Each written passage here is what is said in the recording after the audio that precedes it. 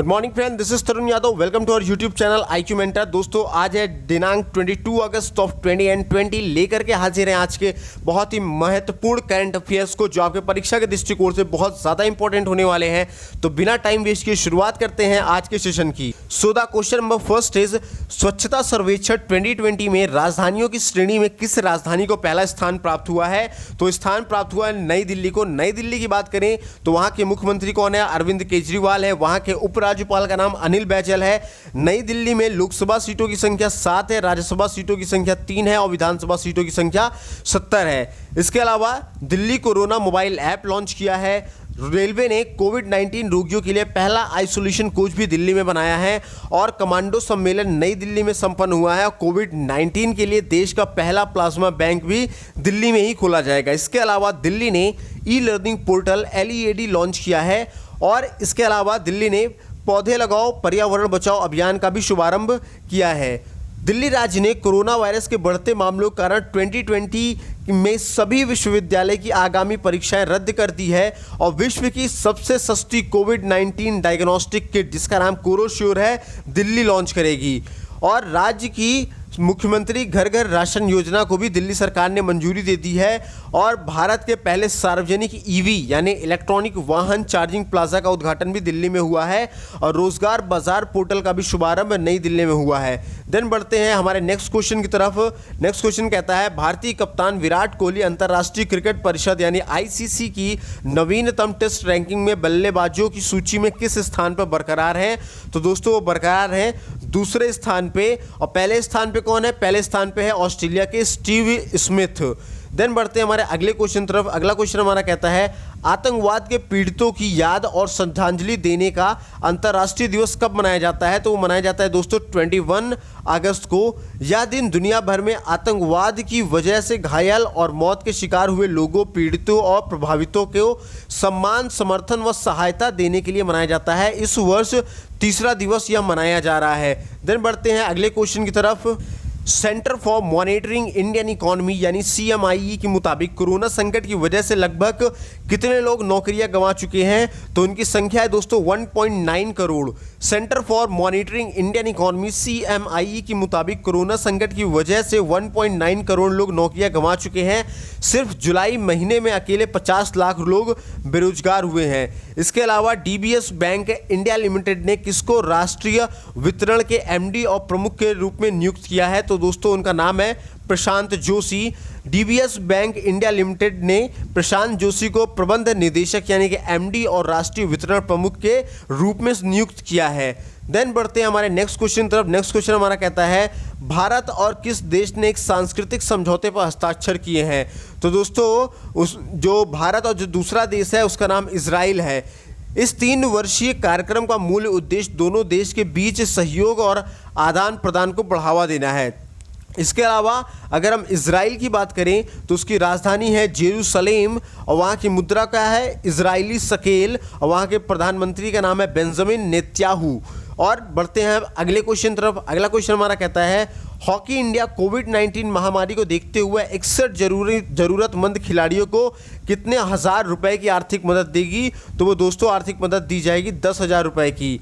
Hockey India कार्यकारी board ने corona संकट को देखते हुए बेरोजगार सीनियर एवं जूनियर 61 खिलाड़ियों को तत्काल 10-10 हजार रुपए की आर्थिक सहायता देने की घोषणा की है। देन बढ़ते हैं हमारे अगले क्वेश्चन तरफ। अगला क्वेश्चन हमारा कहता है, हाल ही में आई रिपोर्ट के अनुसार जैविक किसानों की संख्या के मामले में कौन शीर्ष पर है? तो शीर्ष पर दोस्तों है भारत। देन बढ़ते हैं हमारे अगले क्वेश्चन तरफ। अगला क्वेश्चन कहता है, हाल ही में पोस्ट कोविड-19 फॉलोअप क्लिनिक कहाँ शुरू किया गया है? तो दोस्तों, ये शुरू किया गया है आपके तमिलनाडु में। अगर तमिलनाडु की हम बात करें तो उसकी राजधानी है दोस्तों चेन्नई। वहाँ के मुख्यमंत्री का नाम है EK पलानीस्वामी और वहाँ के राज्यपाल का नाम क्या है? बनवारी लाल पुरोहित। इसके अलावा तमिलनाडु के लोकसभा सीटों की संख्या की बात करें तो 39 है। राष्ट्रीय सभा की सीटों की संख्या की बात करें तो 18 है। और तमिलनाडु की विधानसभा की सीटों की संख्या की बात करें तो 235 है। इसके अलावा तमिलनाडु की कुछ प्रमुख जनजातियों के नाम जानना जरूरी है, जो है बड़गा, टोडकोटा, कोटा और टोडा। तमिलनाडु का शास्त्रीय नृत्य है भरतनाट्यम। और तमिलनाडु की प्रमुख मंदिरों का नाम है मीनाक्षी और बृहदेश्वर। इसके अलावा दोस्तों वहाँ पे अभ्यारण्य की अगर बात करें तो वहाँ अभ्यारण्य है अन्नामलाई वन्य जीव अभ्यारण्य, मुदुमलाई वन्य जीव अभ्यारण्य, वेदांतथगल पक्षी अभ्यारण्य, इसके अलावा मुकुर्थी राष्ट्रीय उद्यान भी है वहाँ पे, गुंडी राष्ट्रीय उद्यान भी है और गल्फ ऑफ मन्नार राष्ट्रीय उद्यान भी है वहाँ पे। तमिलनाडु के मुख्यमंत्री द्वारा हाल ही में कावेरी डेल्टा क्षेत्र को संरक्षित विशेष कृषि क्षेत्र घोषित किया गया है और तमिलनाडु सरकार ने अपनी जेलों में फेस मास्क बनाने की योजना शुरू की है। इसके अलावा तमिलनाडु सरकार ने सेवानिवृत्त की आयु को बढ़ाकर 59 ईयर्स कर दिया है और कंप्रेस्ड बायोगैस प्लांट का भी उद्घाटन आपके तमिलनाडु में किया गया है। इसके अलावा मुख्यमंत्री को पाल हैरिस फेलो सम्मान से सम्मानित किया गया है और राज्य ने हल्दी अनुसंधान संस्थान की स्थापना की जाएगी। कहाँ पे? तमिलनाडु में ही। और तमिलनाडु राज्य ने निःशुल्क मास्क वितरण योजना की भी शुभारंभ किया है या शुरुआत की है। देन बढ़ते हैं हमारे अगले क्वेश्चन तरफ। हाल ही में आई रिपोर्ट के अनुसार इंटरनेट की गुणवत्ता के मामले में कौन शीर्ष पर रहा है? तो दोस्तों जो शीर्ष पे है वो है आपका डेनमार्क। अगर डेनमार्क की बात करें तो उसकी राजधानी है कोपेनहेगन और वहाँ की मुद्रा क्या है? Danish krone. ठीक है दोस्तों, और वहाँ के प्रधानमंत्री का नाम क्या है? आंद्रेस फाग रासमुसेन।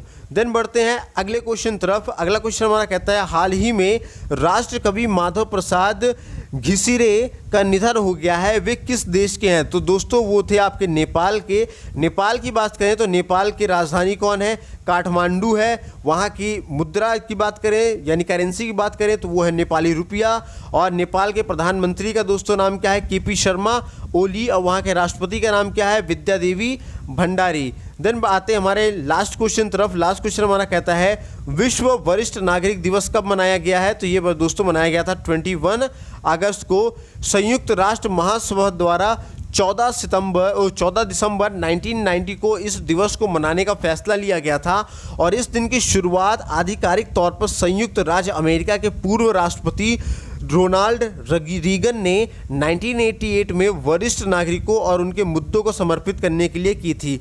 इसके अलावा दोस्तों अगस्त के ही महीने में और भी दिवस मनाए जाते हैं जो जान लेना बहुत ज़्यादा इंपॉर्टेंट है हमारे लिए। जैसे 1 अगस्त को मुस्लिम महिला अधिकार दिवस मनाया जाता है। इसके अलावा 1 से लेकर के 7 अगस्त तक महिला स्तनपान दिवस भी मनाया जाता है जो यहाँ पे मेंशन नहीं है। इसके अलावा 3 अगस्त को विश्व सांस्कृतिक डे मनाया जाता है और 6 अगस्त को हिरोशिमा डे मनाया जाता है। 7 अगस्त को राष्ट्रीय हैंडलूम डे मनाते हैं और 9 अगस्त को स्वदेशी लोगों का अंतर्राष्ट्रीय दिवस भी मनाते हैं और नागासाकी दिवस के रूप में भी मनाया करते हैं। और 10 अगस्त को विश्व जैव ईंधन दिवस और विश्व शेर दिवस दोनों मनाया जाता है। और 12 अगस्त की बात करें तो विश्व हाथी दिवस और अंतर्राष्ट्रीय युवा दिवस ये दोनों मनाए जाते हैं। 13 अगस्त की बात करें तो 13 अगस्त को विश्व अंगदान दिवस मनाया जाता है। 16 अगस्त को पारसी नववर्ष यानी नवरोज का दिवस मनाया जाता है और 19 अगस्त को विश्व फोटोग्राफी डे मनाया जाता है। और इसके अलावा विश्व मानवता दिवस भी 19 अगस्त को ही मनाया जाता है और 20 अगस्त को सद्भावना दिवस और भारतीय अक्षय ऊर्जा दिवस मनाया जाता है। तो दोस्तों उम्मीद करता हूँ ये सेशन आपको बहुत इंपॉर्टेंट लगा होगा। वीडियो पसंद आई हो तो उसे लाइक कीजिएगा, सब्सक्राइब कीजिएगा और चैनल पर नए हैं तो उसे सब्सक्राइब ज़रूर करके बेल आइकन दबाइएगा और सभी दोस्तों तक इस वीडियो को शेयर कीजिएगा। तो दोस्तों मिलते हैं अगले सेशन में, तब तक अपना ख्याल रखिए, स्वस्थ रहिए, मस्त रहिए। जय हिंद दोस्तों।